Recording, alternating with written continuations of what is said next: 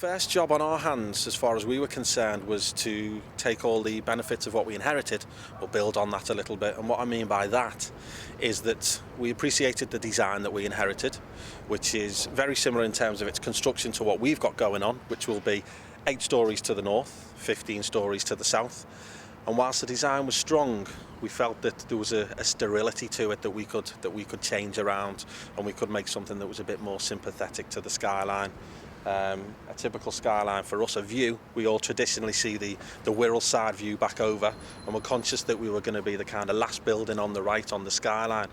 So it was not only a construction of significance for us, but it's a construction of significance for Liverpool. So what we wanted to do, quite frankly, was not get it wrong and get it very, very right, something that we felt we could give back. Myself and my brothers were all Liverpool lads, so as a company we wanted to give something back and give something very special back. One thing we learnt as a company, we've had to go through all the cycles and the trials and tribulations that the property booms and busts have brought us, even in the last kind of 7-8 years.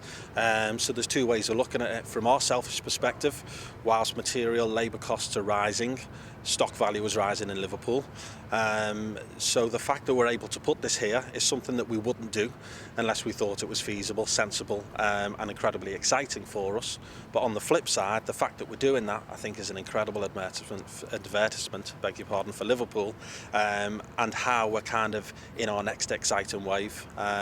It's one thing having buildings of significance kind of tucked away in the middle of the city, which are all very, very important, but from the outside looking in, to have something of such significance, I think is an advert in itself for exactly how we're going again in the city.